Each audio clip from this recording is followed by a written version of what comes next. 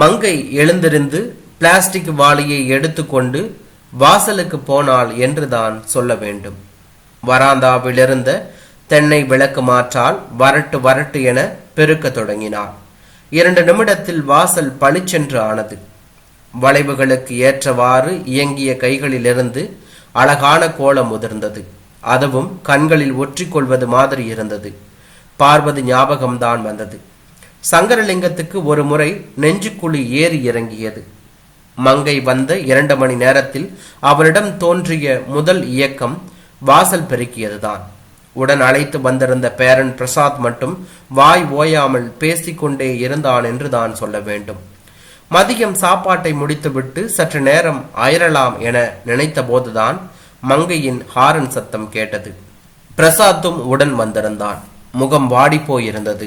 பலராமனின் ஓங்கிய கைகளும் விசாலாட்சி அம்மாளின் கடுமையான முகமும் உடனே மனதில் தோன்றி மறைந்ததை அவரால் தவிர்க்க முடியவில்லை. வாழ்வின் சாயல் புரிந்து போகும்போது வார்த்தைகளால் ஒன்றும் செய்வதற்கு இல்லை என்பதால் அவர் வா என்று அழைத்ததோடு மேற்கொண்டு எதுவும் பேசவில்லை. மங்கை அவரது வீட்டு கூடத்தில் இருந்த சோஃபாவில் உட்கார்ந்திருந்தாள். இருவரிடம் இருந்தும் எந்தவித விசாரிப்பும் இல்லை. பரன் மேல் இருந்த பெட்டி ஒன்றை ஸ்டூல் மேல் ஏறி எடுத்தாள். சில புகைப்பட ஆல்பங்களை எடுத்து வைத்து மௌனமாக பார்த்து கொண்டு இருந்தாள். எல்லாமே அவளது திருமணத்திற்கு முந்தைய புகைப்படங்கள். பார்வதியை கட்டிப்பிடித்தபடி மங்கை முகம் முழுவதும் பூவாக விரிந்திருக்கும் புகைப்படம். மாவட்டத்தில் முதல் மாணவியாக வந்ததற்கு கல்வி அதிகாரியிடம் பரிசு பெற்ற புகைப்படம். அவள் சடங்கான போது காலாமந்திர் ஸ்டூடியோவில் தாளம்பூ ஜடை போட்டு எடுத்து கொண்ட படம். மறைந்து போன சந்தோஷங்கள் புகைப்படங்களாக மாறிப்போவதை போன்ற கொடுமை வேறு எது இருக்க முடியும்?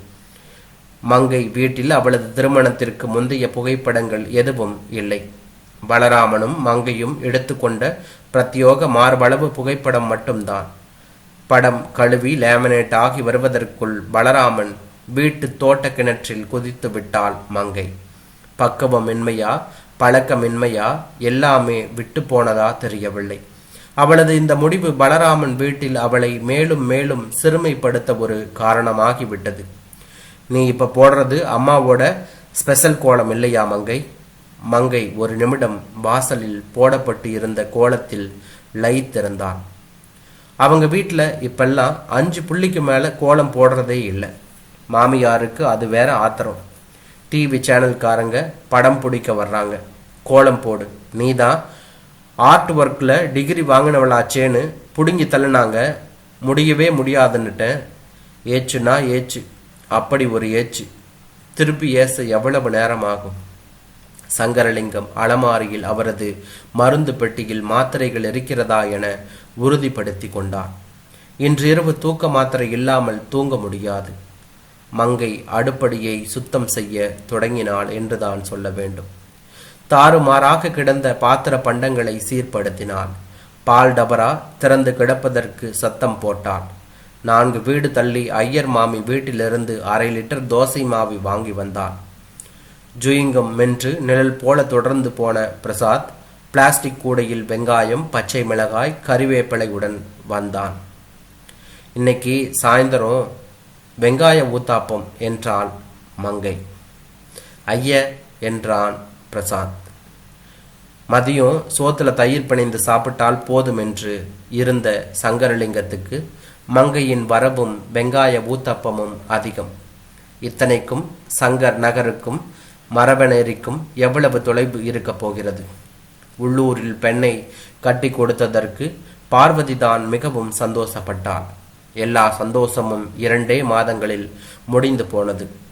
என்னென்னவோ காரணங்கள். அத்தனை பேருக்கும் தலைக்கு மேல் கொம்பு முளைச்சது மாதிரி ஈகோ என மங்கை ஒற்றை காரணத்தில் எல்லா காரணங்களையும் அடக்கினாள். பகுத்தாய்வதால் மட்டும் துன்பங்கள் மாறிவிடுமா என்ன என்று சொன்னாள். தேங்காய் சட்னியும் சாம்பாருமாக வெங்காய ஊத்தாப்பம் வீடு முழுவதும் மணந்து வழிந்தது.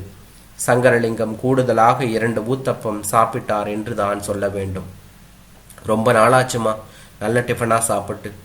ஹோட்டலில் வரட்டு ரொட்டியும் சால்னாவும் தின்னு நாக்கு செத்து கிடக்கு. அண்ணனோட நீயும் அமெரிக்கா போயிடலாமேப்பா என்று அவள் சொன்னாள். நீ உன் புருஷனை உதறிடமா என்று அவர் சொன்னார். அப்பா, மங்கை பதறினார். ரெண்டுமே நடக்க போறதில்ல என்று அப்பா சொன்னார். இன்னும் ஒரு ஊத்தப்பம் போடவா என்று மகளும் கேட்டார். நைட்டு தூக்கம் கெட்டுடுமா என்று தந்தை சொன்னார். நான் படுறேன்ல தினம் இம்சை, நீயும் ஒரு நாள் படு என்றால் விளையாட்டு போக்கில். தாத்தா, வேப்ப மரத்தில் ஊஞ்சல் இருக்கா என்றான் பேரன். பழைய விசுவாசம் காரணமாக தென்னை மட்டை பறிக்க, சப்போட்டா பழம் பறிக்க வடிவேலு வருவான். அவன் ஒரு முறை கட்டி கொடுத்த ஊஞ்சல் இன்னமும் தோட்டத்தில் உள்ளது. பிரசாத் கதவை திறந்து கொண்டு ஓடினான். வேகமாக ஆடாதே, பின்னோட சரிஞ்சிடும் என்ற தாத்தாவின் அக்கறை குரல் காதில் விழும் முன்பே பேரப்பிள்ளை ஓடிவிட்டது. பிரசாத், செவ்வாய்க்கிழமை சந்தை முடிஞ்சா அப்பா 7 மணிக்கு வந்துடுவார், சீக்கிரம் விளையாடிட்டு வா. 3/4 கிலோமீட்டர் தூரத்துல தாமா இருக்கும் என்றான் பிரசாத் பதிலுக்கு.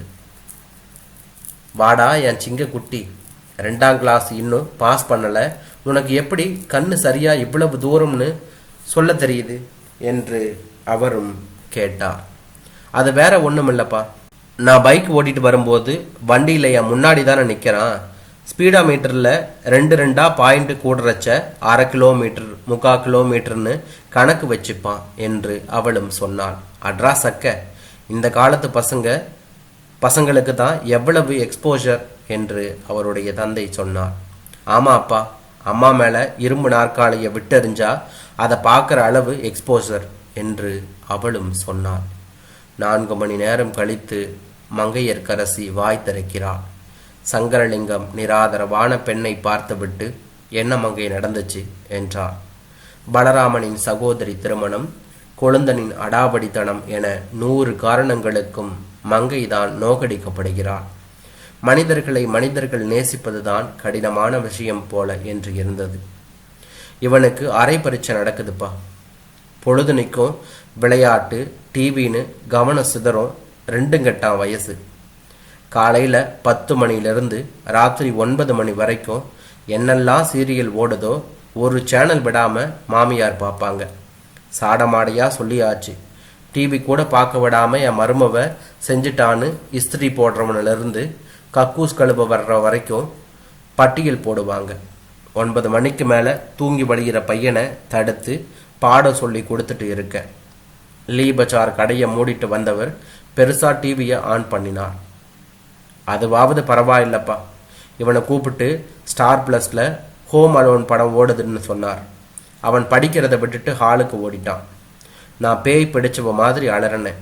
அவங்களுக்கு தெரியும் எப்படி ஆக்ட் பண்ணினா நான் எப்படி ரியாக்ட் ஆவேன்னு தெரிஞ்சு வச்சிருக்காங்க. இதுவும் ஒரு வித டீசிங் தானப்பா. சண்டை, வாக்குவாதம், அண்ணன் கல்யாணத்தையும் நாத்தனார் கல்யாணத்தையும் கம்பேர் பண்ணினாங்க. கல்யாணமாகி 12 வருஷம் ஆச்சு, இன்னும் ஆடிக்கு நீங்கள் சீர் சரியாக செய்யலைன்னு சொல்கிறாங்க. நானும் பதிலுக்கு அலர்னேன். மாமியார் அவருக்கு ஸ்க்ரூ கொடுக்க இவருக்கு வேதாள மண்டைக்கு ஏறிடுச்சு. முடிவு, இரும்பு நாற்காலியை என் மேலே விட்டு எறிஞ்சார். கையால் தடுத்த, ஓம காயத்தோடு போயிடுச்சு.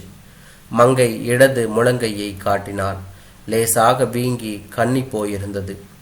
சங்கரலிங்கம் ஒடிந்துதான் போனார் என்று தான் சொல்ல வேண்டும்.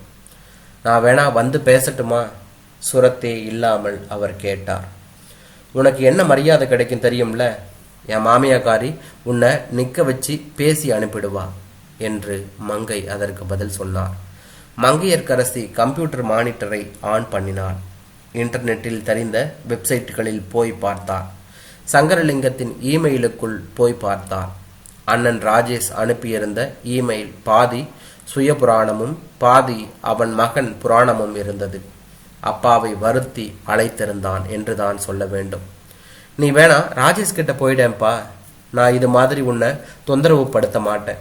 நேரில் பார்க்கறதுக்கும் என் புருஷன் மாமியார் கொடுமை படுத்துறாங்கன்னு இமெயிலில் பார்க்கறதுக்கும் வித்தியாசம் இருக்கும்ல என்று மங்கை அவள் அப்பாவிடம் சொன்னாள்.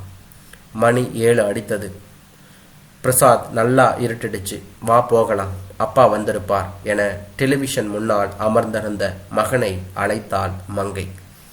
பிரசாத் முதலில் முரண்டு பிடித்தான். ஸ்கூபி 2 கார்ட்டூன் பார்த்துவிட்டு வருவதாக சொன்னான். மங்கையர்க்கரசி அவனை இழுத்துச் செல்லாத குறையாக வாசலுக்கு கூட்டிக் கொண்டு போனாள் என்றுதான் சொல்ல வேண்டும். செருப்பு மாட்டிக்கொள்ளும் போது சிறுவன் கேட்டான், 8 பாயிண்ட்னா எவ்வளவுமா என்று கேட்டான். இவன் ஒருத்த 800 மீட்டர் என்று அவளும் சொன்னான். இவ்வளவு சின்ன தூரம் ஏன் நாம அடிக்கடி தாத்தா வீட்டுக்கு வர்றதில்ல என்று கேட்டான். மங்கையர்க்கரசி அப்பாவை பார்த்து சிரித்தாள். சங்கரலிங்கத்துக்கு அவர்கள் கிளம்பும் போது கையசைக்க மட்டும்தான் முடிந்தது. அவளுடைய 2 சக்கர வாகனம் தெருவில் திரும்பி மறையும் வரை பார்த்து கொண்டே இருந்தார் என்றார்.